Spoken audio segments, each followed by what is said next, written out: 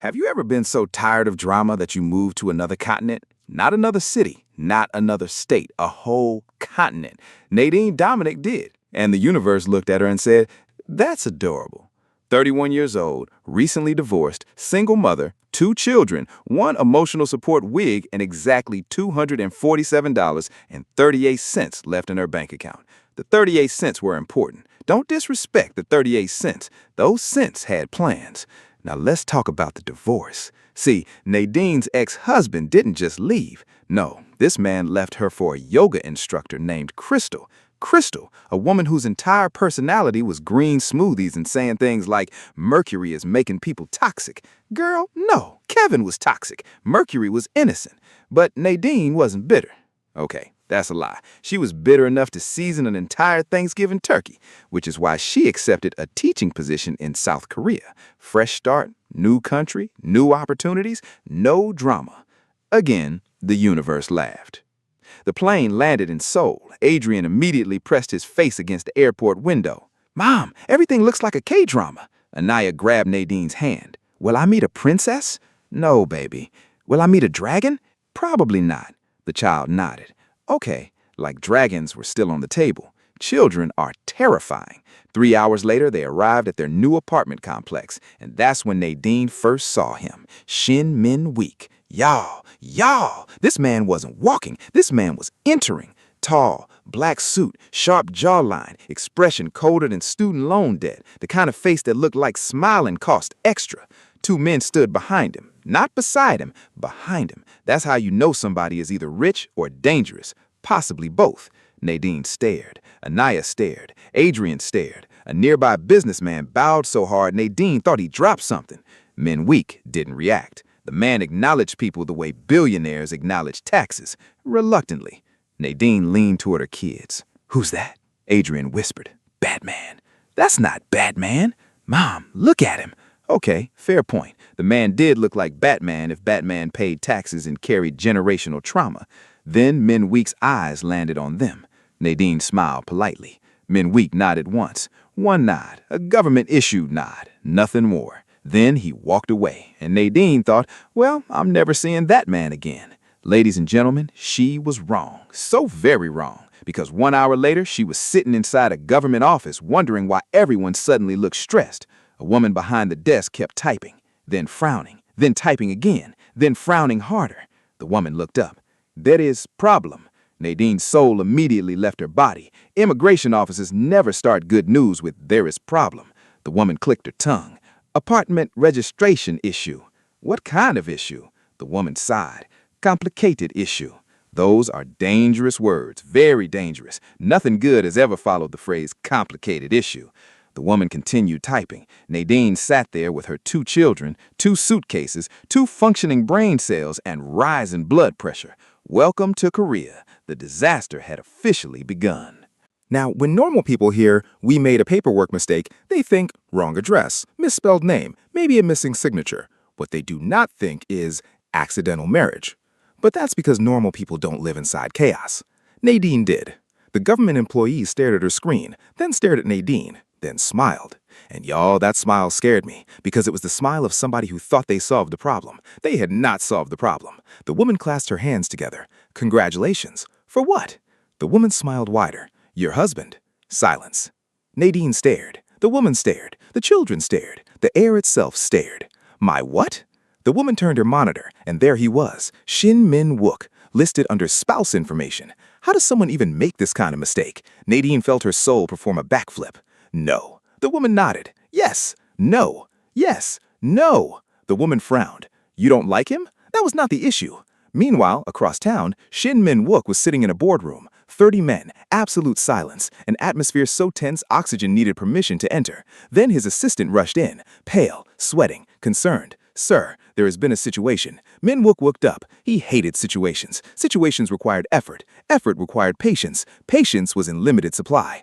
"What situation?" The assistant swallowed. "You have a wife." Silence. The room froze. A grown man dropped a pen. Min Wook blinked once, slowly. "What?" The assistant looked ready to cry. "You have a wife." Min Wook stared. The assistant stared. The room collectively prayed, because their boss looked one inconvenience away from becoming a documentary. Back at the government office, Nadine was trying to explain. This is a mistake. The woman nodded. Yes. Then fix it. The woman nodded again. 3 months. Nadine froze. What? 3 months. Apparently, the correction process would take 90 days. 90 days. Nadine had never wanted to fight bureaucracy before. Today was different. Then the woman smiled. Until them legally married. Nadine almost fainted. Anaya looked excited. Mommy got married? No. Adrian looked at the screen, then at Min Wook's picture, then back at Nadine. Wait. Nadine knew that face. That was a dangerous face. That was an idea face. Children should not have ideas. Ideas become problems. Mom, no. You married Batman. I did not. The child had already stopped listening. It was already too late. Children don't care about facts. Facts are suggestions. Feelings are law. And Anaya felt like she had a new dad. Therefore, she had a new dad. Case closed. The next morning, Min Wook standing in the apartment courtyard. The man was reviewing documents with 2 bodyguards. Business, important business, serious business. Then, a tiny voice. Hi, Daddy. The bodyguards froze. Min Wook froze. The documents froze. Time itself froze. Anaya smiled. Good morning. Min Wook looked around. Maybe another father existed nearby. Nope, just him. The child pointed directly at him. Daddy! One bodyguard started coughing. The other turned around because he was about to laugh and valued his employment. Min Wook crouched slightly. I am not your father. Anaya nodded. Okay, Daddy, and ran away. Conversation over. The child had spoken. Can we talk about Anaya for a second? Because this child met a Korean mafia boss, looked at him once and said, yep, that's my father now. No background check, no DNA test, no discussion, just confidence. The kind of confidence I wish I had. Meanwhile, Adrian was somehow worse because Adrian had developed a theory, a dangerous theory. The theory? His new Korean father was secretly Batman. The evidence? Bodyguards, fancy cars, expensive suits, people afraid of him, mysterious phone calls. Honestly, the case was stronger than it should have been. 3 days later, Nadine found Adrian explaining everything to another child. My dad protects the city. No, he doesn't. He does. What's his job? Adrian paused. Good question. Then his eyes lit up. Confidential. The other kid immediately believed him. Children are idiots, beautiful idiots, but still idiots. Meanwhile, Nadine was becoming suspicious, very suspicious. Everywhere Min Wook went, people bowed, employees became nervous, businessmen became respectful, everybody acted like he was secretly running a country. One evening, she finally cornered his assistant, Mr. Chun, a man who looked permanently stressed, like sleep had personally offended him. What exactly does Mr. Shin do? Mr. Chun blinked. He manages organizations. That was not an answer. What kind of organizations? Various organizations. Now Nadine was even more suspicious. Nobody who manages normal organizations says various organizations. That's criminal language, or LinkedIn language, sometimes both.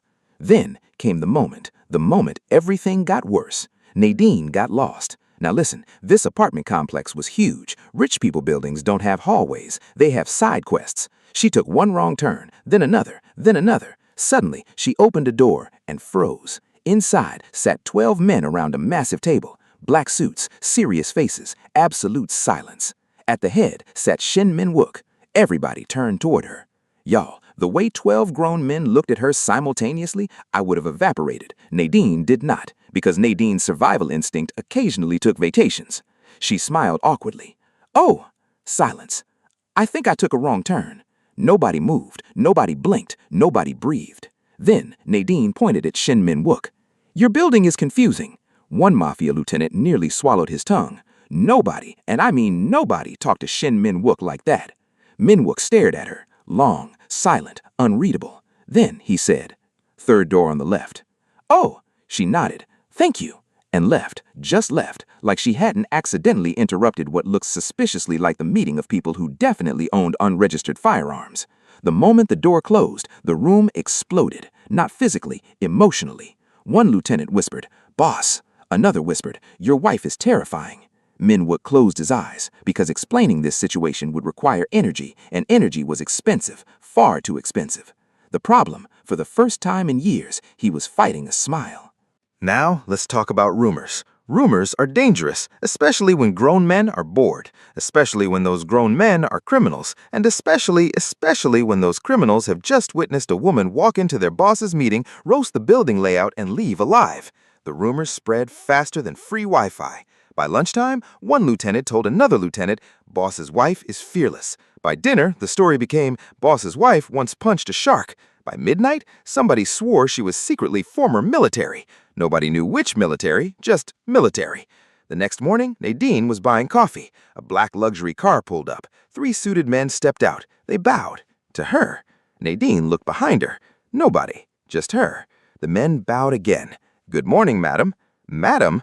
Ma'am, she had $37 in her checking account. The only thing she was the madam of was financial anxiety. Morning? The men nodded respectfully and left. Nadine stood there holding her coffee like it contained answers. It did not. Meanwhile, inside a warehouse, a very nervous lieutenant was updating Min Wook. "Boss, there's a situation." Min Wook looked up. The last 5 situations had all involved Nadine. He was exhausted. "What now?" "Some of the younger members think your wife runs the organization." Silence. The kind of silence that makes people update their wills. Min Wook blinked. Once. Slowly. "They think what?" The lieutenant swallowed. "They say you're the muscle and she's the brains." Min Wook rubbed his temples because prison sounded peaceful. Meanwhile, Nadine's problems were getting worse, specifically because of Adrian. See, Adrian had started school, and Adrian had inherited his mother's confidence, which was unfortunate. The teacher smiled. "Tell us about your family." Easy question, simple question, safe question. Adrian stood proudly. "My mom is a teacher." "Wonderful. And my dad protects the city." The teacher froze. "I'm sorry? My Korean dad." The teacher glanced around nervously. "What exactly does your father do?" Adrian lowered his voice, the way people lower their voice before saying something completely ridiculous. "It's confidential." The entire classroom lost its mind. At pickup time, there were already rumors. Somebody thought Min Wook worked for the government. Somebody thought he was a spy. One child believed he hunted dragons. Honestly, that one was Anaya. Anaya started most of the dragon rumors. Then came the real disaster. That weekend, there was a school family picnic. Nadine planned to attend alone, like a normal parent. Then Anaya asked a question. "Daddy is coming, right?" "No." "Why?" "Because he's not your father." Anaya nodded thoughtfully, then walked away. Nadine smiled. Finally, progress. 30 minutes later, Anaya returned, holding Min Wook's hand. "Never mind, I invited him." The scream Nadine screamed was internal. Y'all, I need you to understand something. Shin Min Wook had survived gang wars, police investigations, corporate takeovers, hostile negotiations, and a knife fight. A knife fight! But nothing prepared him for elementary school parents. The family picnic was chaos. Children running, parents chatting, teachers smiling, normal people doing normal people things. Then Min Wook arrived. The atmosphere changed immediately. Parents stopped talking, teachers stood straighter, one dad accidentally dropped a hot dog. A woman whispered, "Who is that?" Another whispered, "He looks expensive," which was honestly accurate. Nadine spotted him. Black suit, sunglasses, 2 bodyguards, at a children's picnic.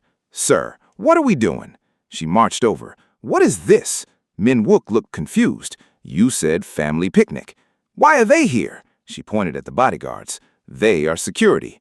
"For what?" Min Wook looked around. Children, juice boxes, face painting, bouncy castles. Honestly, fair question. The bodyguards looked embarrassed. One of them was standing beside a cotton candy machine looking like he regretted every life choice. Then Anaya appeared. "Daddy!" and launched herself at him. The bodyguards almost had heart attacks. Min Wook caught her effortlessly, without thinking, without hesitation, without realizing every parent had just witnessed it. The entire picnic melted. The scary man was carrying a little girl. The little girl was giggling. The scary man looked happy. Nadine noticed it too. That tiny smile, barely there, but real. And for some reason, her stomach did a weird little flip. "Excuse me?" "No, absolutely not. We were not doing that." Then came the 3-legged race. God help us all. Adrian signed them up, without permission, without consent, without fear. "Dad and Mom are participating." Nadine froze. Min Wook froze. The children smiled. The race coordinator smiled. The universe smiled. Everybody except the victims smiled. 5 minutes later, their ankles were tied together. Nadine glared. "This is your fault." "How?" "You exist." "Reasonable." The whistle blew. They immediately fell, flat, directly into the grass. Parents gasped, children laughed, Nadine laughed so hard she couldn't breathe. And then something happened. Min Wook laughed too. Not a polite laugh, not a small laugh, a real laugh, the kind that escapes before you can stop it, the kind that changes your whole face. Nadine stared, because suddenly the man looked younger, lighter, human, and that scared her more than his scary face ever had. Now, let's discuss attraction, specifically unwanted attraction, the worst kind, because wanted attraction, fun, exciting, romantic. Unwanted attraction, that's a full-time problem. And Nadine had a problem. She noticed it 3 days later. The man remembered things, little things, dangerous things, like her coffee order, her favorite snacks, the fact she hated mushrooms. Nobody should remember that many details. That was suspicious behavior. One morning, she entered a cafe. The cashier smiled. "Your usual has already been paid for." Nadine blinked. "What?" The cashier pointed. Outside sat Min Wook, reading documents, looking annoyingly handsome, like he had personally offended her. She marched over. "You bought my coffee." He looked up. "You forgot your wallet." "How did you know I was here?" "You come here every Tuesday." Pause. "Wait, what? How did he know that?" Nadine's heart immediately started acting unemployed. Across town, Min Wook had his own crisis, because somehow the loud American woman had become the first thing he thought about in the morning, and that was unacceptable, very unacceptable. His lieutenant was giving a report. Min Wook wasn't listening. "Boss?" Nothing. "Boss?" Still nothing. "Boss?" Min Wook looked up. "What?" The lieutenant sighed. "You smiled." Silence. The room froze, because that was true. He had, and everyone saw it. The poor lieutenant immediately regretted being observant. Meanwhile, Anaya and Adrian had become investigators. The children had noticed things, dangerous things, looks, smiles, conversations. The fact both adults suddenly became weird around each other. Anaya sat on her bed, serious, focused, planning. Adrian sat beside her, equally serious, like two tiny criminals preparing a heist. "We need a plan." Adrian nodded. Operation Mom and Dad. The alliance was formed. Humanity was doomed. That evening, the children executed Phase 1, a family movie night, without informing anyone. Nadine entered the living room, found snacks, blankets, popcorn, and exactly one couch. One. Anaya smiled. "Movie night." Nadine narrowed her eyes. "Why is there only one couch?" "The couches are tired." "The couches are what?" "Tired. Children will lie directly to your face without blinking." Across the room, Min Wook arrived. He looked at the setup, then looked at the children, then looked at Nadine. Everyone understood exactly what was happening. Nobody had the energy to fight it. 2 hours later, they were sitting together, shoulders touching occasionally, watching a movie neither of them could focus on. The kids were pretending to sleep. Pretending. Terribly. Adrian snored 3 different ways. Anaya peeked every 4 minutes. Neither child was subtle. Halfway through the movie, Nadine laughed, a real laugh, the kind that made her lean slightly into him without noticing. Neither moved, neither spoke, neither looked away. Something shifted, something quiet, something dangerous, and for the first time, neither of them wanted the movie to end. From beneath the blanket, Anaya gave Adrian a tiny thumbs up. Phase 1 was a complete success. Now, listen, before we continue, I need everybody to hit subscribe because things are getting dangerous. And by dangerous, I mean these two idiots are starting to develop feelings. Nadine is pretending she doesn't notice him. Min Wook is pretending he doesn't notice her. The children have started a full-scale matchmaking operation. Mr. Chen is one inconvenience away from early retirement, and I personally refuse to suffer through all this romantic tension alone. Y'all better subscribe because these people are about to make terrible decisions. I wish I was kidding. Okay, back to it. Most children play with toys. Most children watch cartoons. Most children mind their business. Anaya and Adrian? These little criminals chose manipulation because once they decided Nadine and Min Wook belonged together, they became absolutely relentless. Every day brought a new scheme. Every single day. It started with the family photos. Nadine came home from work and found Anaya holding a school permission slip. "Mommy, I need a family picture." "Okay, with Dad." Nadine closed her eyes. Deep breath. Count to 10. Open eyes. The child was still there. "Baby, he is not your—" "Teacher said family." 10 minutes later, she found herself standing beside Min Wook, against her will, taking photographs. The photographer smiled. "Closer." "No." "A little closer." "No." "Little more." "No." The photographer looked confused. "You two are married. We are not." "Legally," Minwook said it without looking at her. Nadine nearly threw a shoe. The picture ended up looking like two people being held hostage by a very small dictator. Anaya loved it. Then came phase 2, the fake emergency. At exactly 2:14 p.m., Nadine received a phone call, panicked, urgent, concerning. "Mom, come quick." Her heart nearly exploded. She raced home, burst through the apartment door, found Anaya sitting calmly at the table eating cookies. Nadine froze. "What happened?" Anaya pointed dramatically. "Dad couldn't open the pickle jar." Silence. Pure silence. The kind of silence that gets people arrested. Across the kitchen, Minwook sat with his arms folded, not saying a word, not helping, because apparently he had accepted his fate. Nadine looked at him. He looked at her. Neither survived the eye contact. The children high-fived when they thought nobody was looking. They were not subtle. Meanwhile, Mr. Chun was suffering. Now, Mr. Chun was Minwook's right-hand man, 46 years old, former military, loyal, efficient, and deeply confused, because his mafia boss was changing, rapidly, concerningly. One day, Minwook canceled a meeting, a very important meeting, a very expensive meeting, a meeting involving people who definitely owned too many weapons. Mr. Chun stared at the schedule, then stared at his boss. "You canceled?" "Yes." "Why?" Minwook adjusted his tie.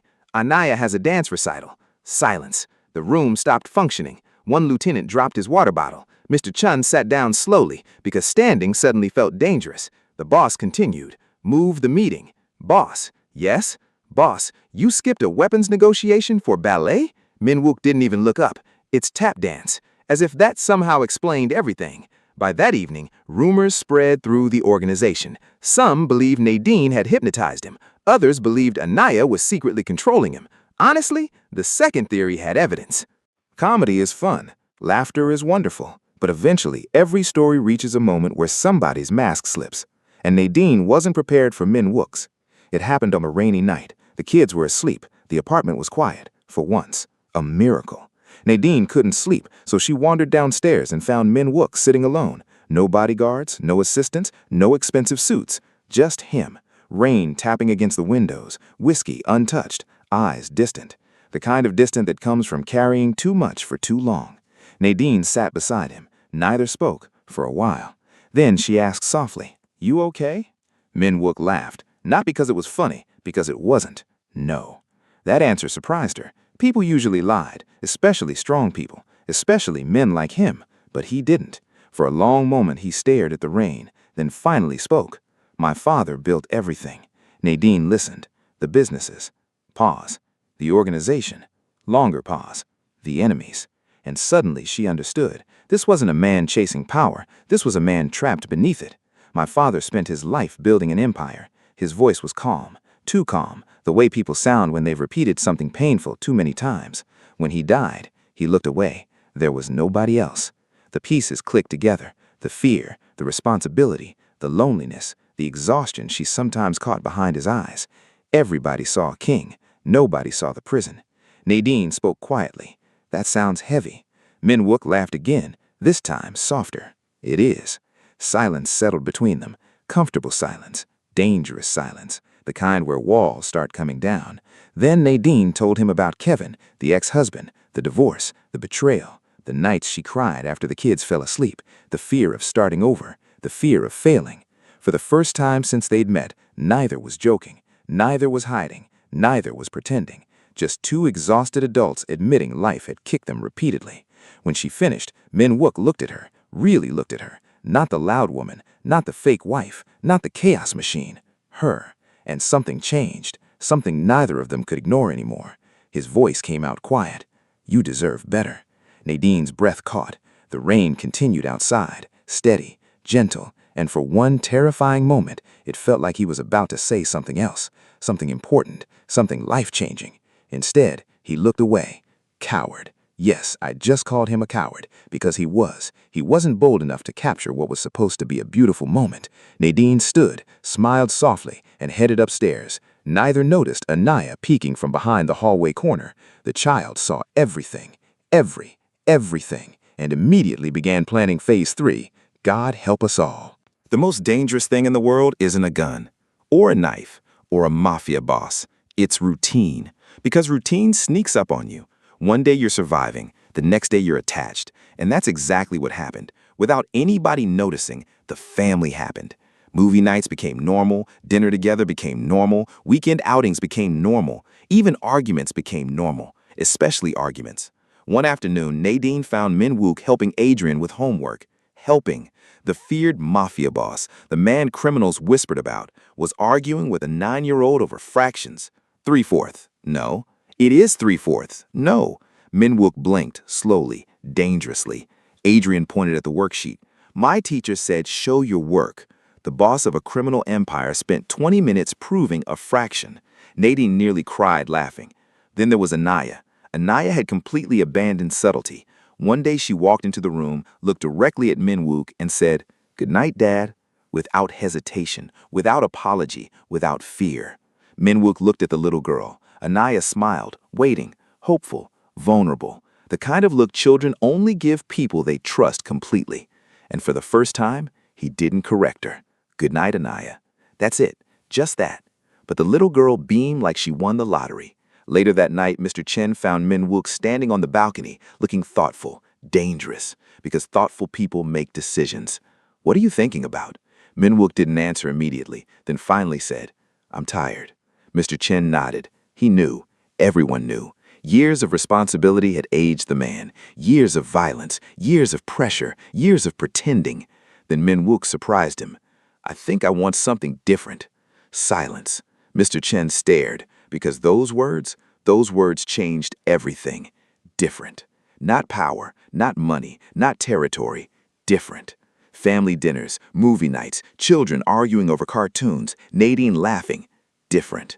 The realization terrified him, because for the first time, he had something to lose. And life has a nasty habit. The moment you're happy, it gets curious. The moment you relax, it starts plotting. Which brings us to Thursday, a completely normal Thursday, sunny, peaceful, safe. Nadine was helping Anaya color. Adrian was building something dangerous with Legos. Min Wook was actually smiling. Smiling. Write this date down. History was being made.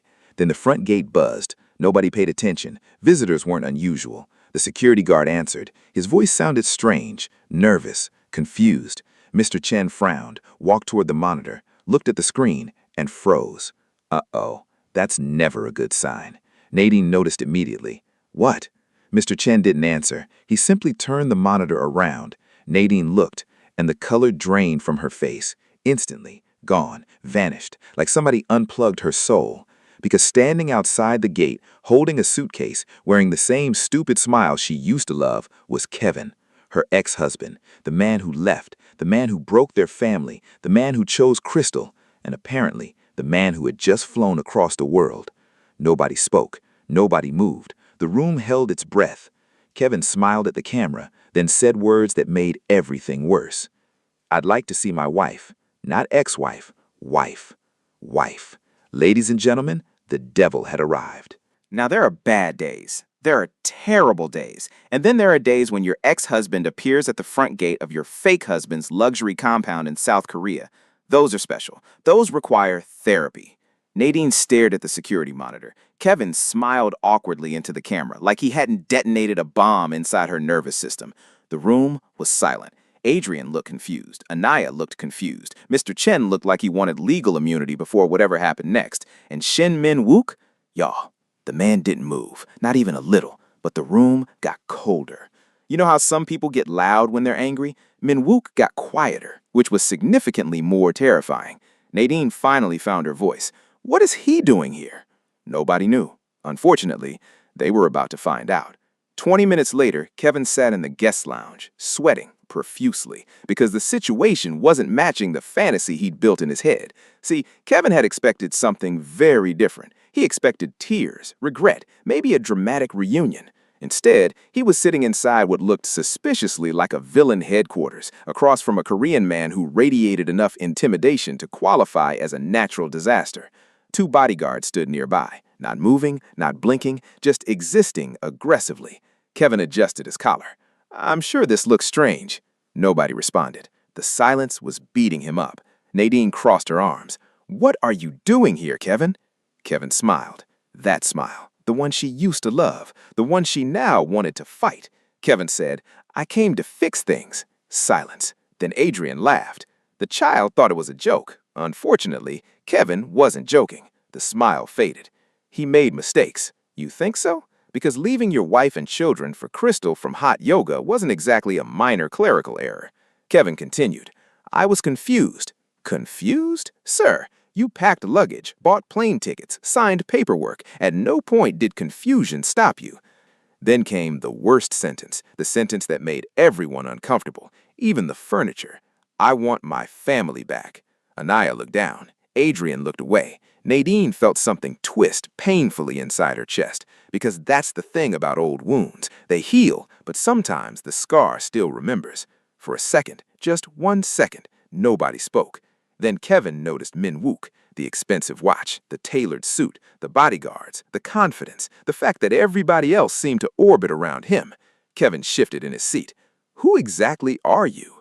There it was, the question, the moment. The room held its breath. Mr. Chen stopped blinking. One bodyguard suddenly became very interested in the ceiling. Nadine looked at Min Wook. Min Wook looked at Kevin. And then the man answered, calm, simple, effortless. Her husband. Silence. Absolute silence. Kevin laughed, because surely that was a joke. Right? Right?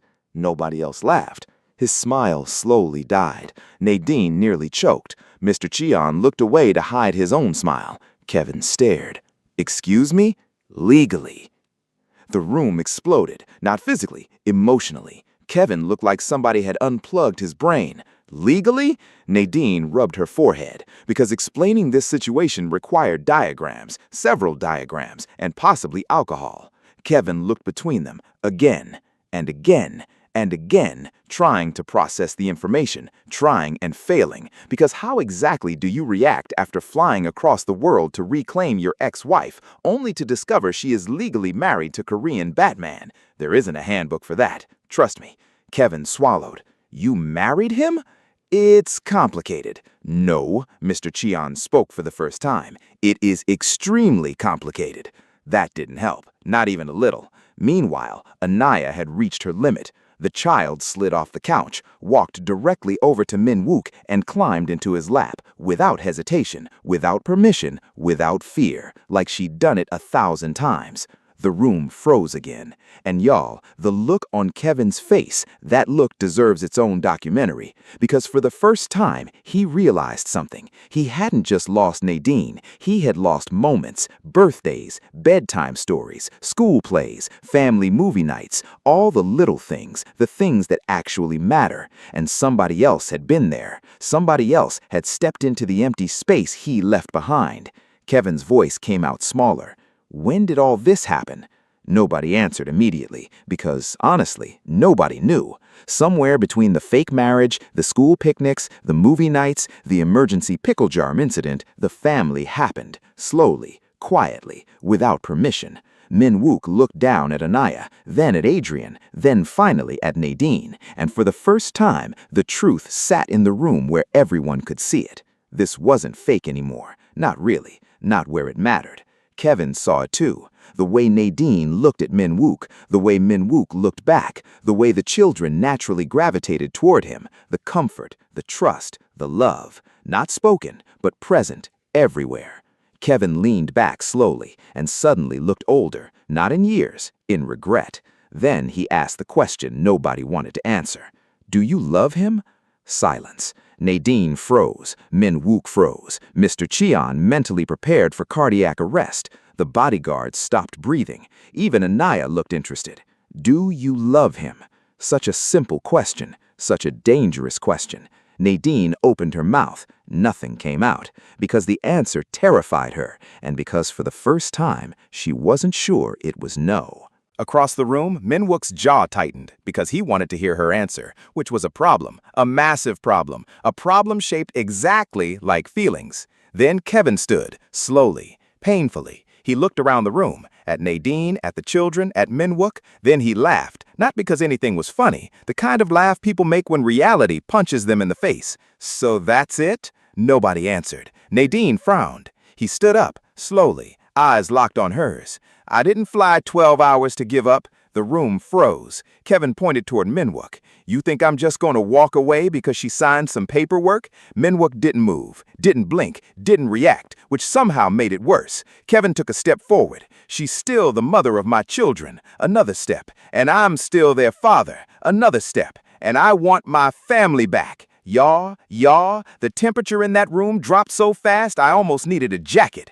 Nadine stared, because this wasn't the Kevin she remembered. The old Kevin avoided conflict. This Kevin had flown across the world and apparently left his common sense in America. Then came the bomb, the absolute bomb. Kevin reached into his bag, pulled out a folder, and dropped it onto the table. Nobody spoke. Nobody moved. Nadine slowly opened it, and the color disappeared from her face. Immediately, gone, like somebody unplugged her soul. Minwook noticed. Mr. Chun noticed. Everybody noticed. Kevin's voice came out quiet. I never signed the final divorce papers. I don't know much, but I know this. Nothing good has ever followed the phrase, I never signed the divorce papers. Nothing.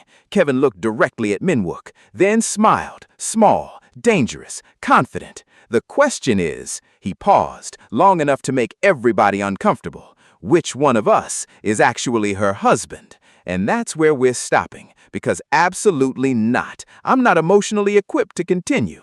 If y'all want part 2, you already know what to do.